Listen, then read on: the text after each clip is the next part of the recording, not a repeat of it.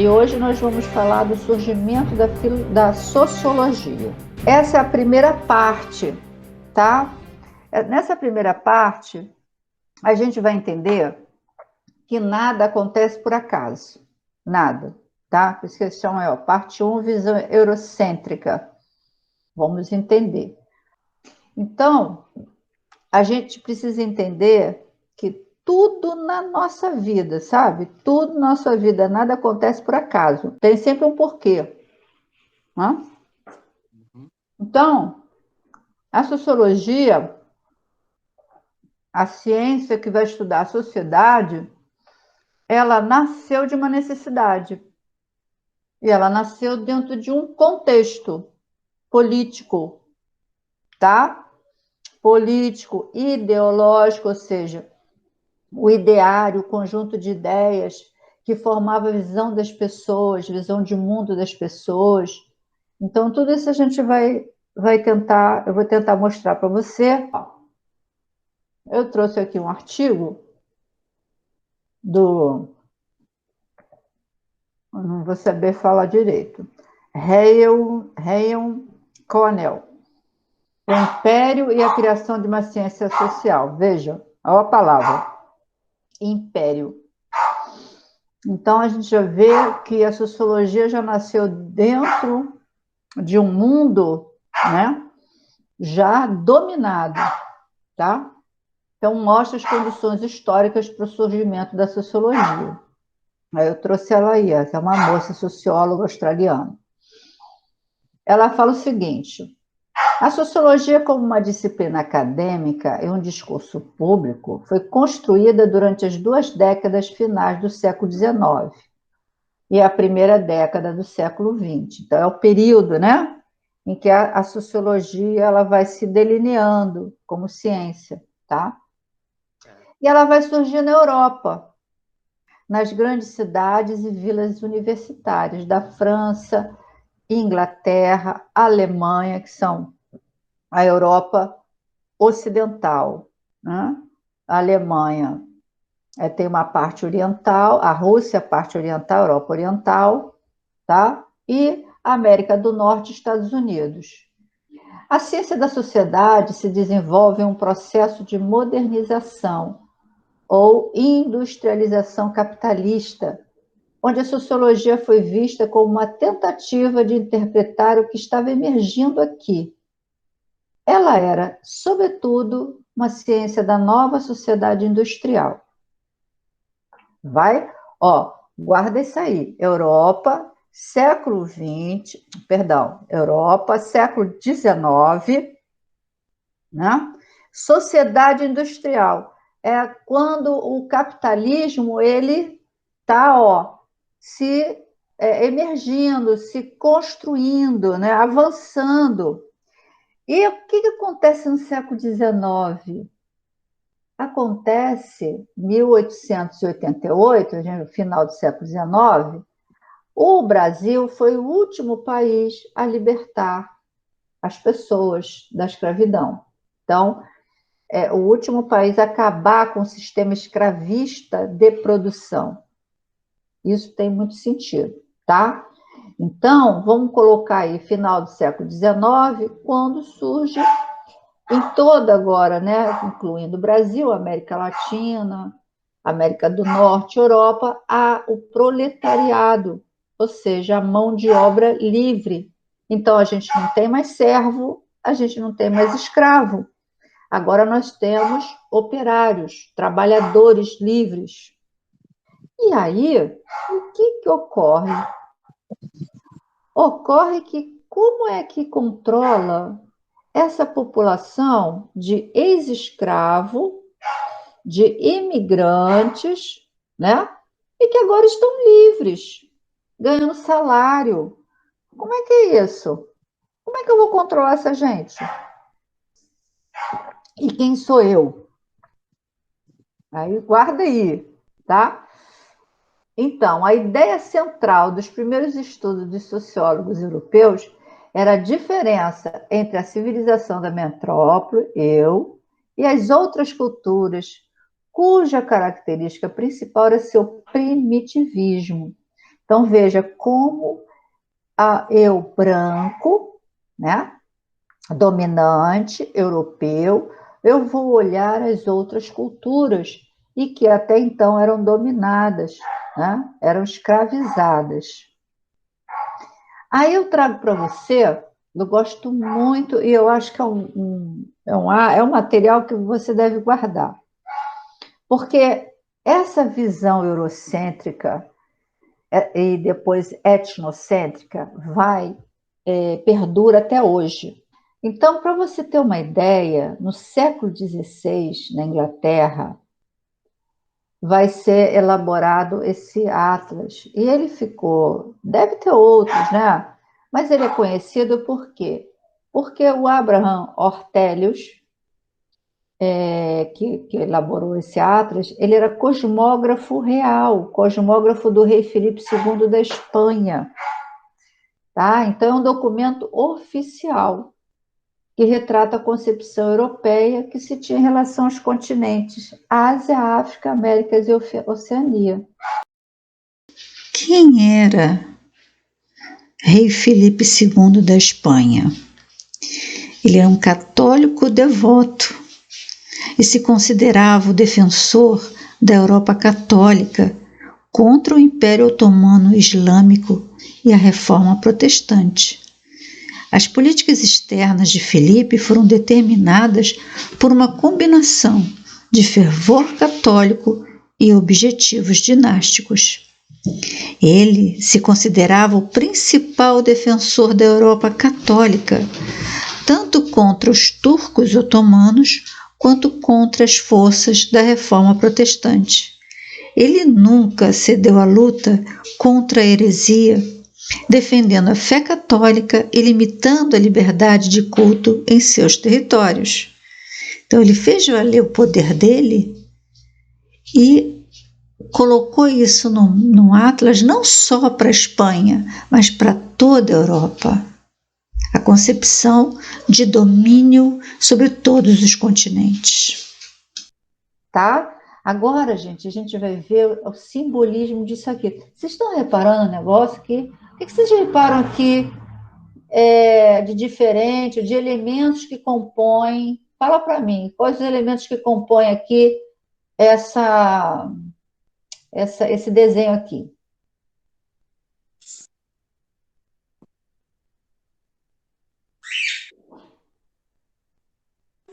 Não foi uma A senhora rainha? falou que. Pode falar. Não, pode falar. A senhora falou que a Europa ela meio que comandava, né, tudo, né? Sim, Aí tem dois globos aqui, né? isso. Meio que comandando tudo mesmo, né? É É. mais querendo trazer isso mesmo. Ah, tem as uvas, tem a coroa e tem a lança. Olha, cada elemento desse, gente, vai estar passando uma mensagem. Imagina que, em vez de eles escreverem uma redação, tá? Uma mensagem escrita, eles fizeram isso em pintura, tá? Era muito comum isso. Então, vamos ver que mensagem que eles estão passando. Ó, a Europa, ela é apresentada como uma mulher, acima de todos da cena, como verdadeira filha de Deus. Por quê? Vai percebendo. É o povo, a raça branca escolhida por Deus para civilizar os povos primitivos, tá? Então não era só o poder da coroa, era o próprio Deus dando esse poder, tá? Essa missão civilizatória, tá? Tem uma coroa e um cetro de comando do mundo e ela tá, né, por conta disso, ricamente ornamentada. Ó, olha só, a mão esquerda de Deus é tradicionalmente associada com a justiça. Tá vendo a lança? É o cetro, olha, né? A lança é o cetro, tá? Então, é o poder da justiça, ó. Né? Meu reinado aqui, eu que faço a justiça. Eu tenho o poder de vida e morte sobre vocês, certo? E a mão direita com a misericórdia. Olha só o que ela está agarrando: uma cruz. Ó, A mão direita, misericórdia e poder da igreja. O rei europeu governa com as bênçãos da igreja católica. Porque aí você vai ter o padre, o papa, né? A igreja católica, na figura do papa, governando junto com o rei, tá? Dando todo o poder celestial aos reis. Brigadão. Aí vamos lá. Agora vamos ver as esferas, gente. Gente, olha, eu queria, eu falei assim, meu Deus, quando eu comecei a pesquisar mais, mas me deu uma vontade de falar com você, Pedro, dos outros alunos também, né? Eu falei, gente, como é gostoso a gente estudar, pesquisar. Olha só que legal. Olha só. Você repara aqui. Cadê? Ó, repara que os globos, eles são diferentes, né? Tem duas faixas, esse aqui tem uma faixa, certo? Certo. Aí eu fiquei assim, gente, mas qual é a diferença? Onde está a diferença? Olha o que eu achei.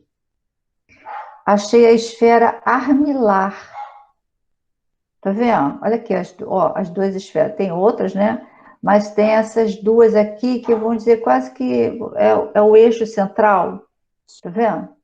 Ó, é chamado de esfera armilar, tá? Ou máquina do mundo.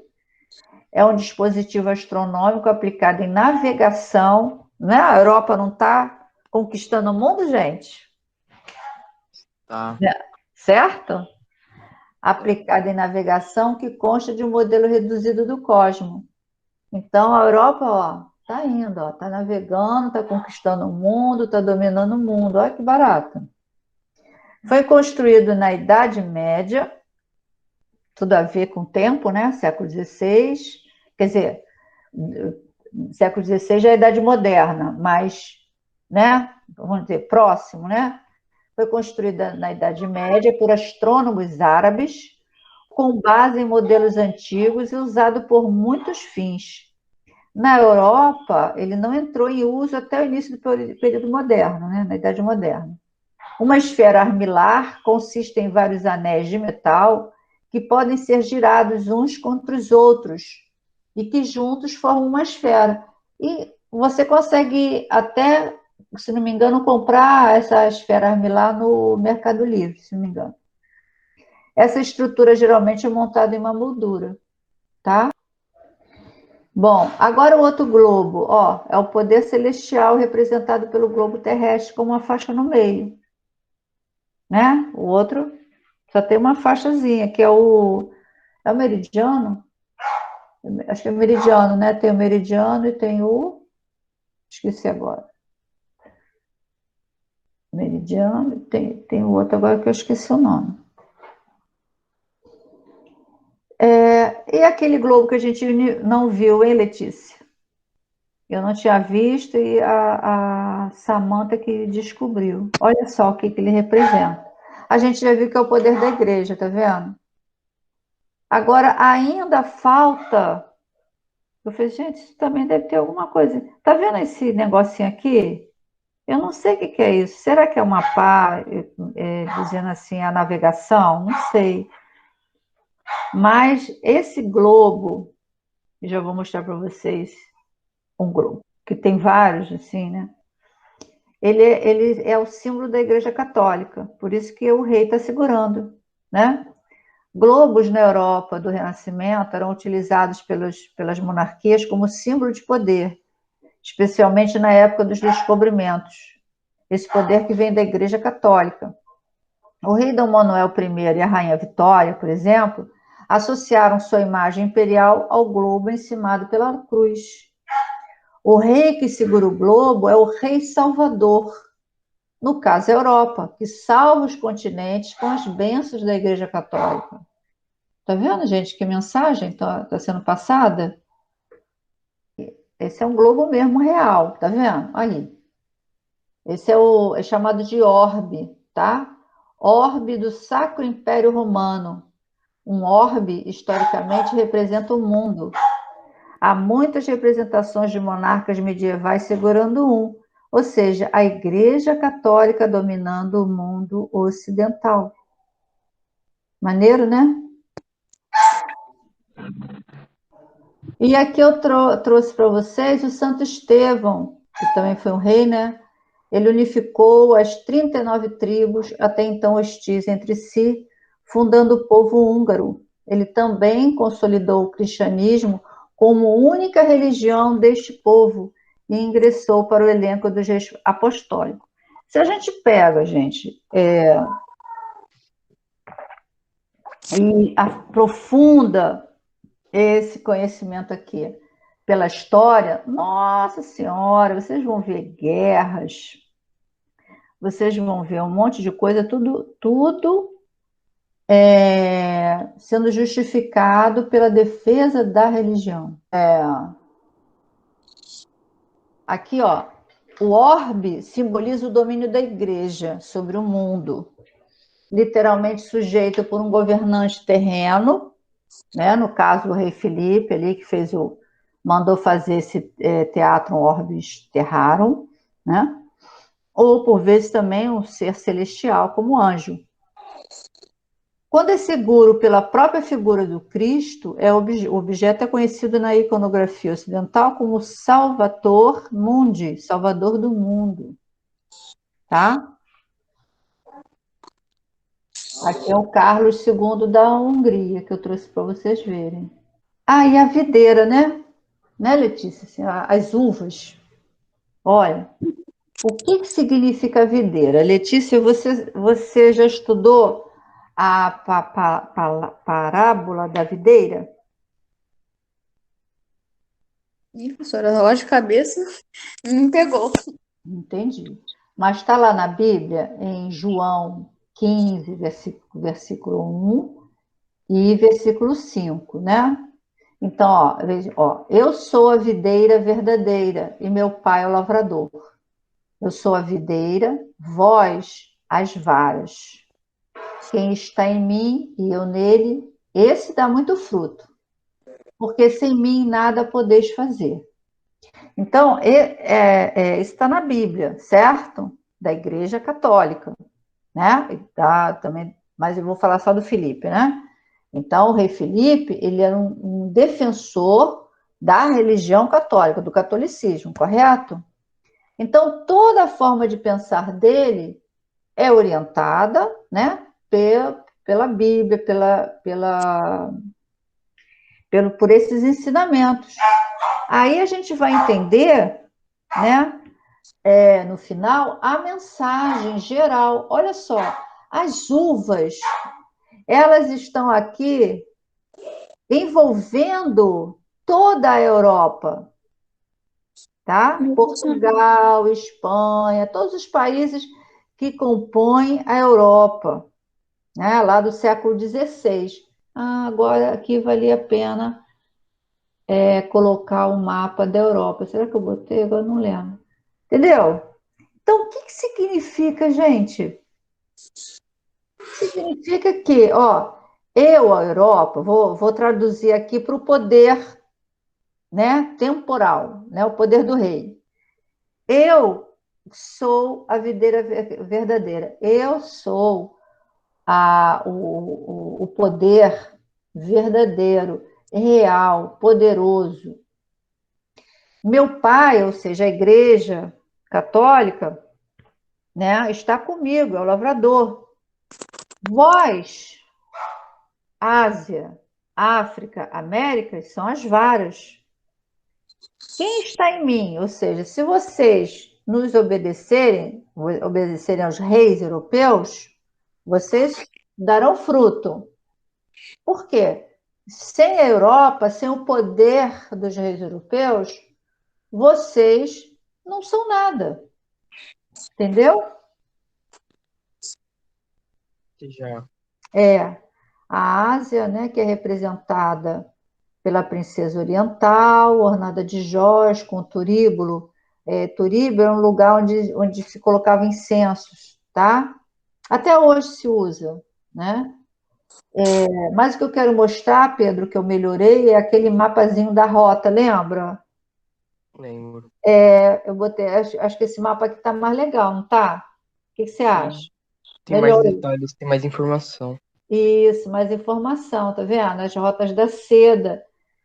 Porque cada continente, né, ali dominado pela Europa, dará sua contribuição. Esse aqui você já viu, que é a situação, né, o olhar sobre a América, né, que é um olhar, né, de que pô, a América não é nada, né? Na América tem preguiçosos, selvagens, né? É, eles até estão com a cabeça aqui na mão, eles até matam gente, comem, entendeu? Então, eles olham as Américas como lugar de barbárie, né? E ao lado da Oceania, que ainda estava sendo, acho que, ou descoberta, ou conquistada, enfim, né? Depois você tem a África. Uma coisa que eu chamei a atenção é que eles não falam aqui, esse autor que fez essa análise aqui, né? Ele não fala em escravo, o autor não cita escravo. E o que mais se tirou da África foram pessoas, né, para serem escravizadas. Uma coisa que eu ainda não pesquisei, porque esse Atlas aqui, as próximas turmas saberão, ô Pedro, por quê? Por que ele colocou esse arminho que só dá num jardim egípcio, na mão da África, entendeu? Qual é a importância desse arminho? Então, tem muita coisinha aqui nesse Atlas que é interessante de pesquisar. Aqui a mensagem, né? Então, o rei Filipe, com o seu Atlas, ele passa a seguinte mensagem para os continentes, que eu já falei ali, mas só para formalizar. Deus escolheu a Europa e seus governantes para a missão de civilizar os gentios, os povos primitivos da Ásia, África e Américas.